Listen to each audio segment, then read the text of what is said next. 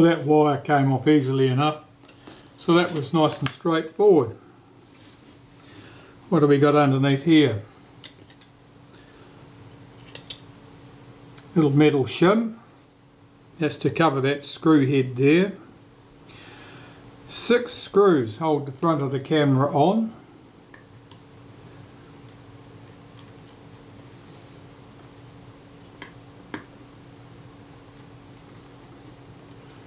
Let's remove those. To be honest, I don't remember whether there's anything else we need to disconnect, or possibly the shutter release. There was something there from memory needs to be disconnected. It's a while since I've done a Bessamatic.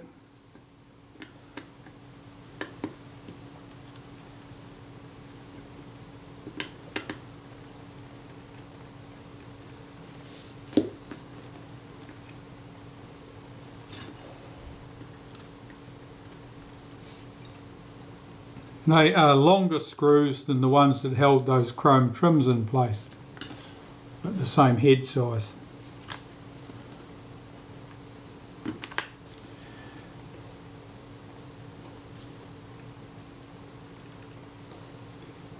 Now, what was it that had to be removed? Something to do with this lever from memory. See if this will shake loose.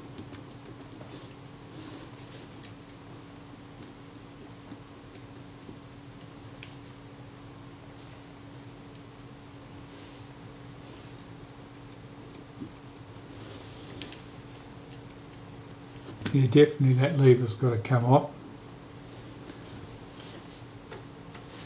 See if I can just unhook its spring.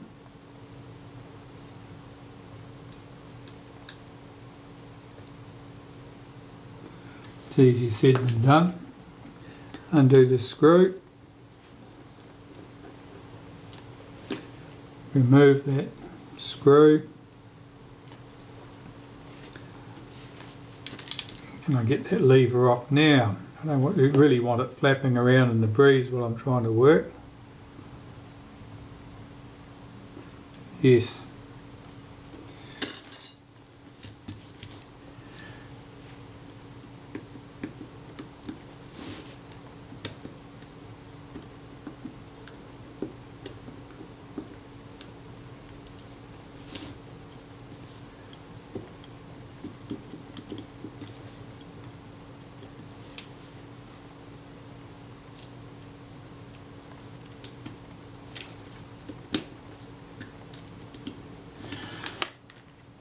Yeah, how's that coupled?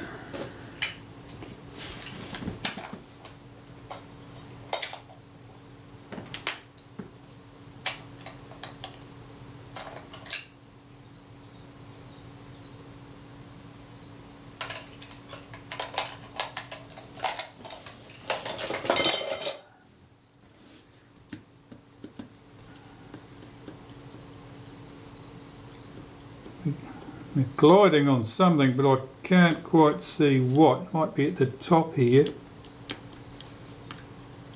Is there something else?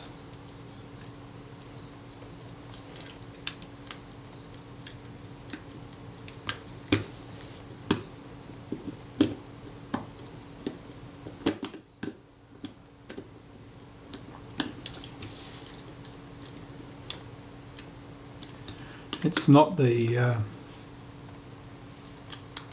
focus screen assembly holding us up.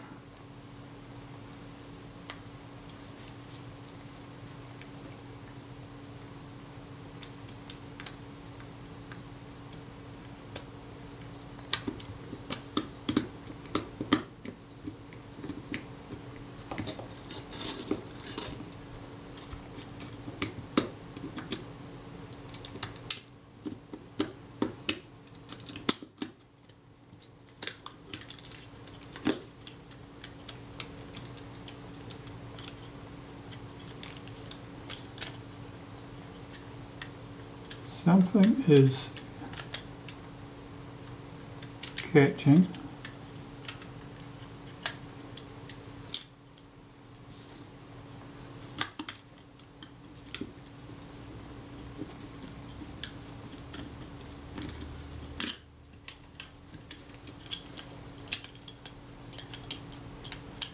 that lever. Okay, we have an answer. It was that lever needs to come off.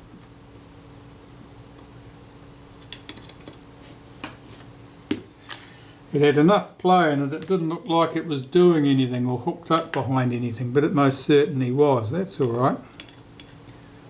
As long as we have an answer, that's the main thing.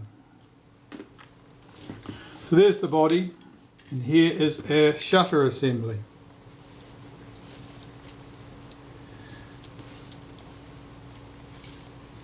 And mirror box, of course. Now this arrangement is quite robust on the Bessamatics. It isn't so prone to jamming up, possibly, as the shutters on the Retina reflex cameras. The mechanism, the spring tension that makes the mechanism run down, is quite robust. These cameras do jam up, however, and typically how they jam up is that the slide at the bottom here, which is advanced with the film advance and drops back to the rest position, this shutter release bar here needs to be able to drop into a groove at the bottom. Now if that bar hasn't slid back into the rest position because it's too sticky with old grease, then you can never depress the shutter. And of course, because you can't depress the shutter, you can't turn the film advance. And so the camera is locked up. So that's certainly a problem with these. It's a problem of design. It's something that's the backlash in the gears. They would allow something like this to happen. Of course, a fairly simple answer would be to have a return spring on here of some sort, so that any backlash was just in the system, just loose, doing nothing, but that this would return to its parked position promptly.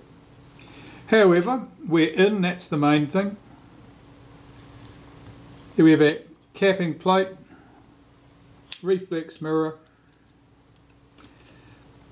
things like this piece of tape at the back here, that's falling off, its adhesive's given up. When I decide what purpose that served, I will see about replacing it. I think that quite possibly that was a light trap once upon a time that's probably lost its foam, but we'll find out. So the body itself, well, we've got crumbling grease, crumbling adhesive, of course, a few signs of dried out grease and other rubbish, and bits of foam from that foam block off the top of the prism have spread themselves around the camera.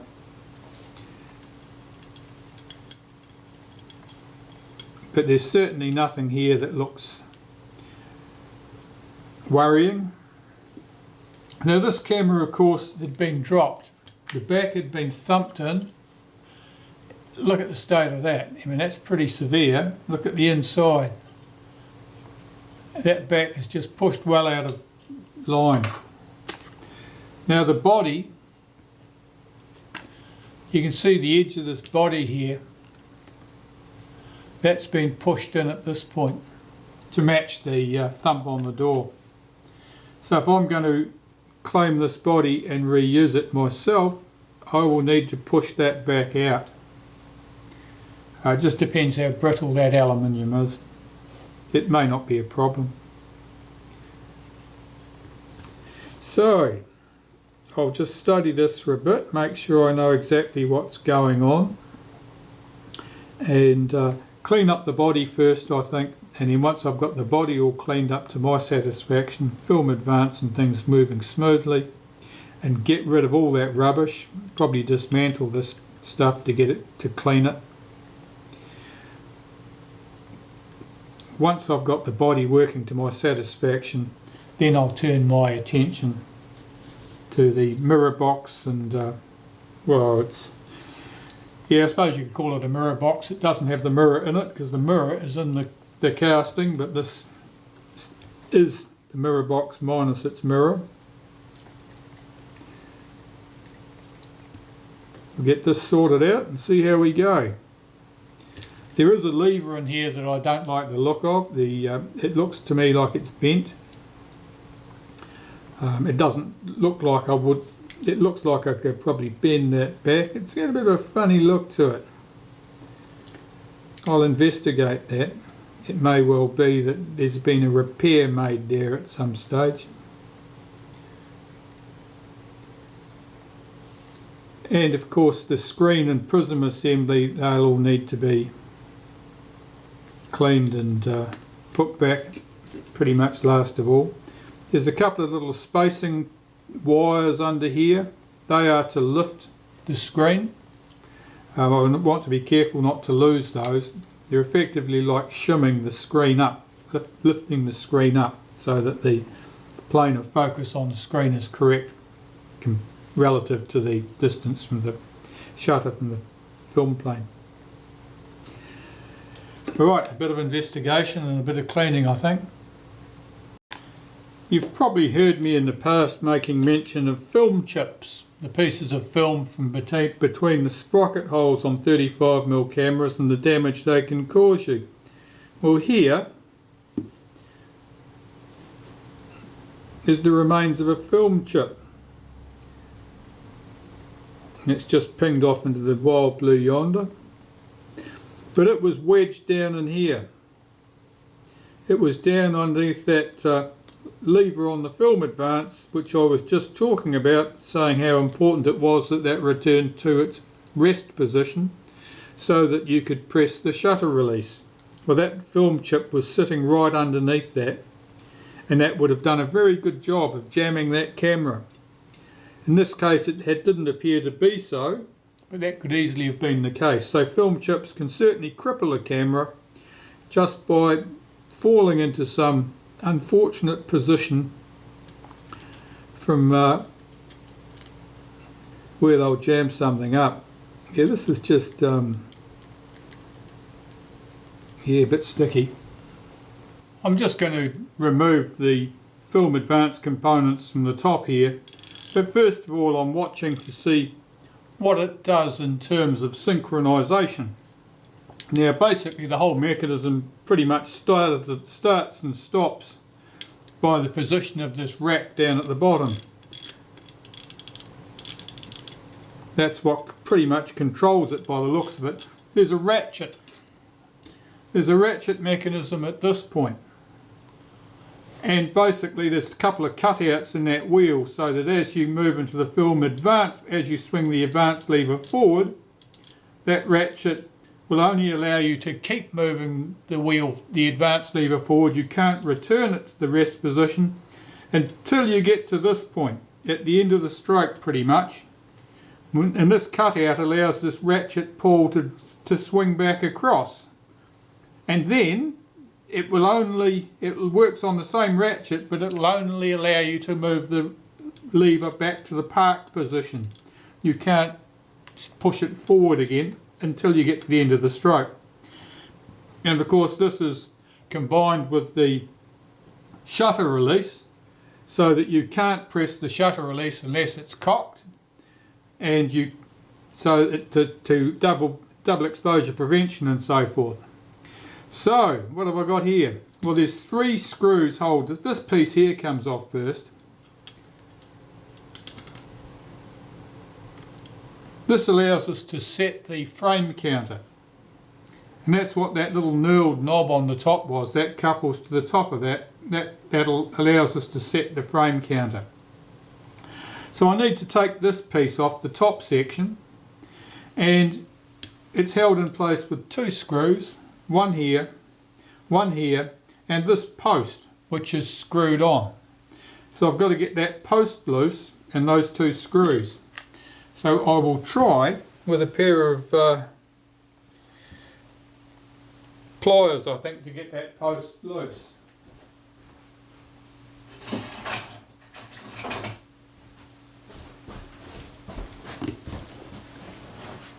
Hopefully it hasn't been done up silly tight.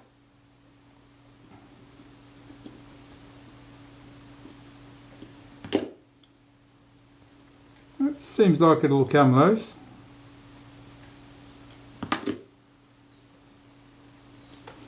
Boy, it is tight though. At a guess there was some Loctite or something else put on there, something of that nature.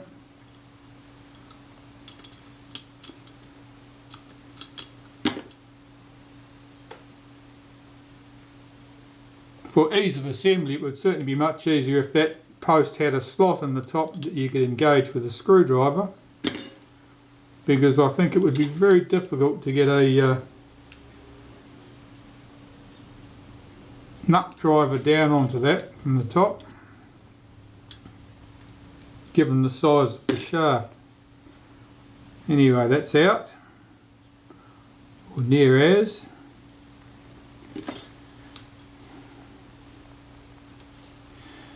Two screws, one here and here, and I can see that they are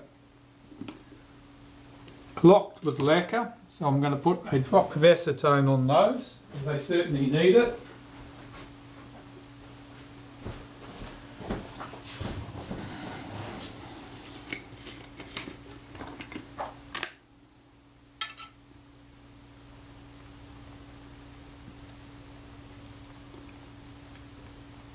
Ooh, I'll be a bit careful throwing that acetone around. I don't know whether that frame counter dial is plastic or not.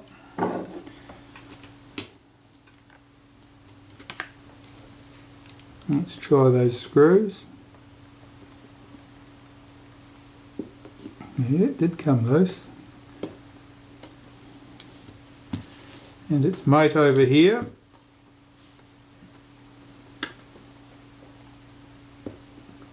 That came loose.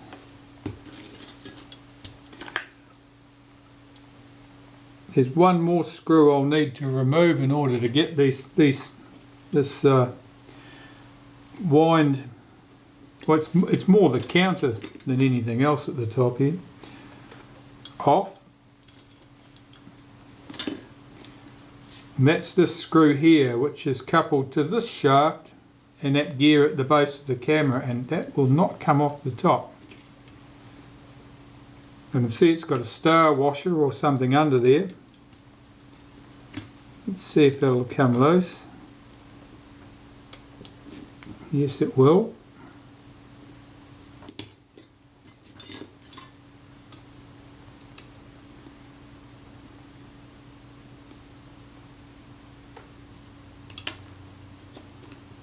A little cover can come off, and will that lift off the top of that shaft? That gear, does that lift off? The gear lifts off. This, what's holding that on there? Nothing. Something's holding it over here. Is it just the bracket underneath the counter disc?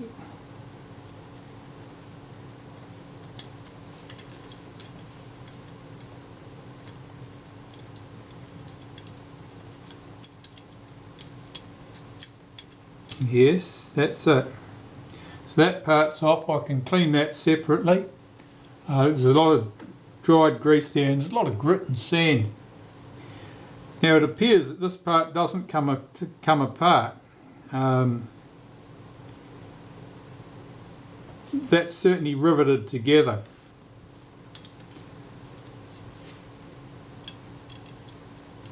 Does that gear come off there? It's probably pinned to the shaft, I think. I'm not going to try and take that apart.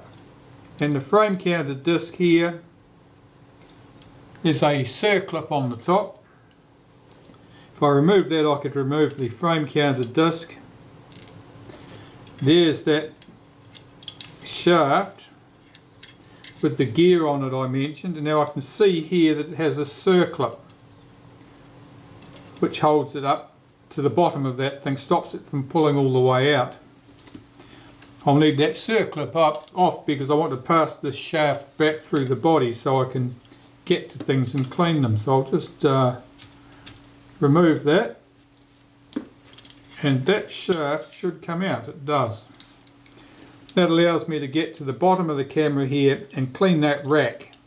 I've got to get all that filth off there. I can't get the rack off it's riveted in place. But if I can clean all that filth off, all that old grease, that'll be a good thing.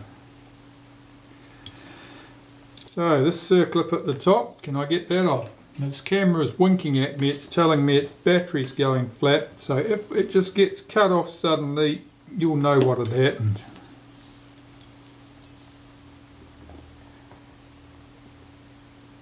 Yes, that's going to come off.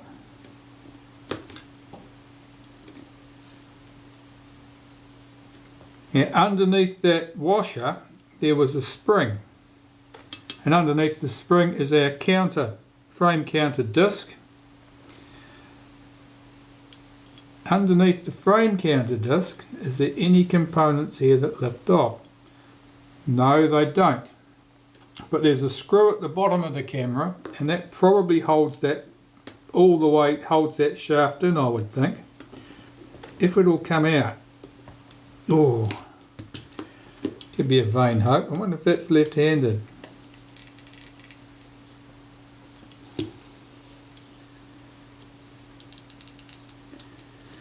Do I need it out? Probably not. If I don't need it out, it is probably not worth me fighting with it on the off chance that it is left-hand threaded and that I actually snap something off in there. That's moving smoothly otherwise. This is a ratchet which makes sure that that shaft only turns in one direction, of course. Well, that battery certainly probably was flat because the camera stopped going completely. So all the components I see here now, and there's not many left in this body, I'm going to clean them in place.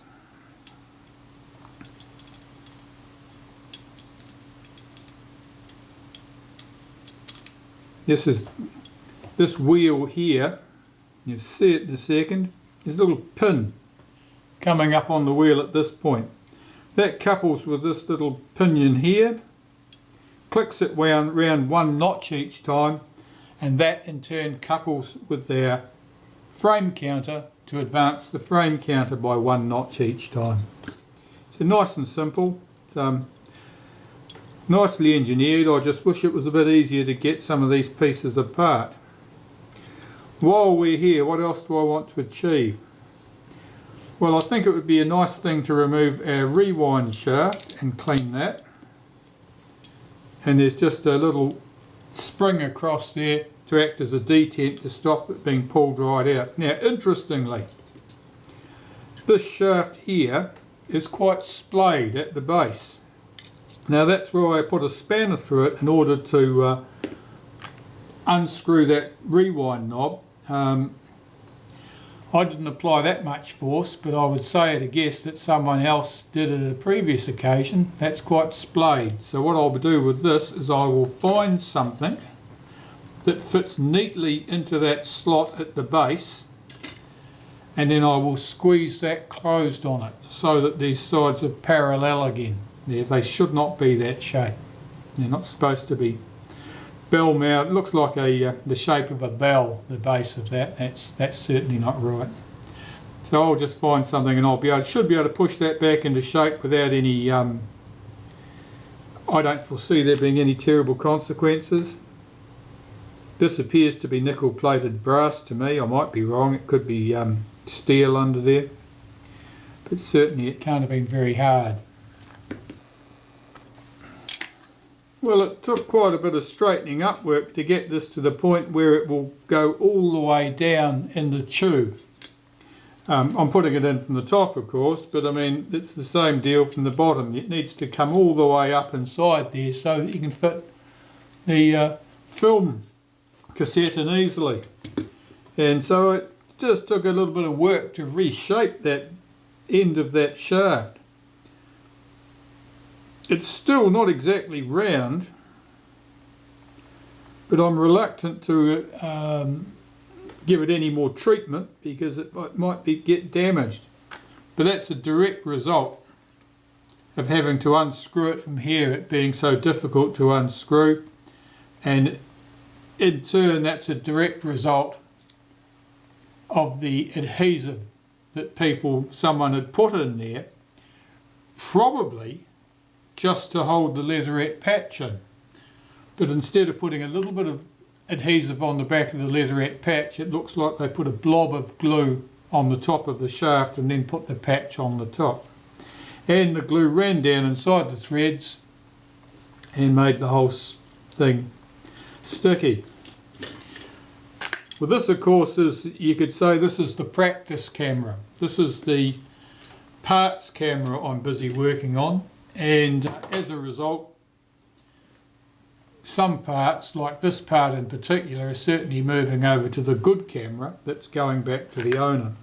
And I'll have the rewind knob that's currently on the good camera has got a bit of scuffing on it. The chrome's been scuffed off, it's had some little accident.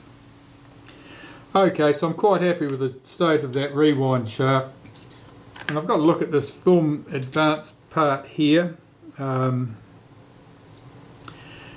This assembly appears to be riveted together. I don't see any practical way to get this system apart, so I'm just going to clean this carefully, make sure that all of these bits of grit and dried grease and so forth have been removed, and hopefully all will go well. This shaft here of course couples with the rack on the bottom of the camera, and I've got to make sure that rack's a lot cleaner than that because there's a lot of grit and dust and dirt in there at the moment. The way the camera's been constructed, a lot of things are riveted in place, and the problem with that of course is that you can't remove them easily in order to do a proper cleaning of them. Had the studs been screwed into place, that would not have been an issue. However, I can certainly clean them in place. Yes, bit of dirt. I've cleaned up the body now. I've got that in a state where I'm ready to put components back into it. But I have a problem here of course, and that's at this end. That's where this is pushed in. So I've got to thump that out. So I've got a piece of wood here and a hammer, and I'm just going to attempt to thump that dent out, and hopefully I'll be able to straighten that body up enough that it'll work and a door will fit on there quite securely. But we shall see. Back shortly. Well, I was able to get it straightened up, but unfortunately my block of wood slipped and I've destroyed my take-up spool. So that's not the answer. I'm going to have to remove my take-up spool, and hopefully my parts camera that I've got in the box here will have a spool that will do the job. Oh, I can see that looks quite different. Bugger.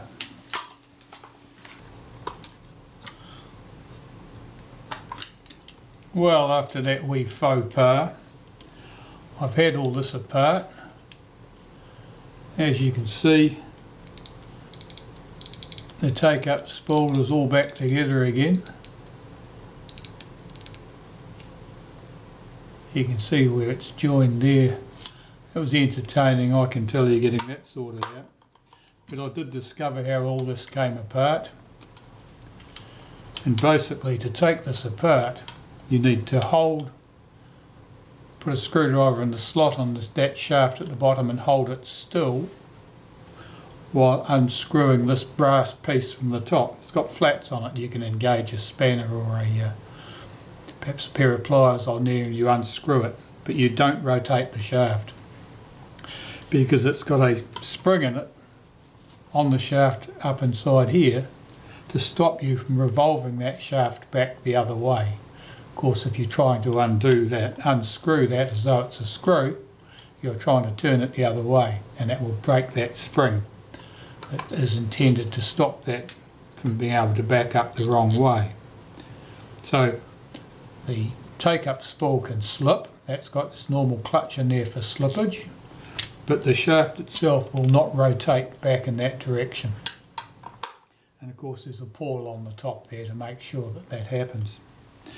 So that little hiccup's been dealt with.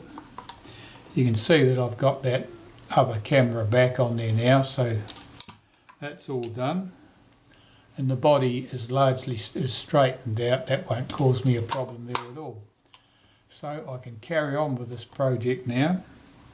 Finish cleaning and reassembling this film advance and frame counter mechanism at the top of the camera. And once all the film advance mechanisms in there, then it'll be time to deal with the shutter.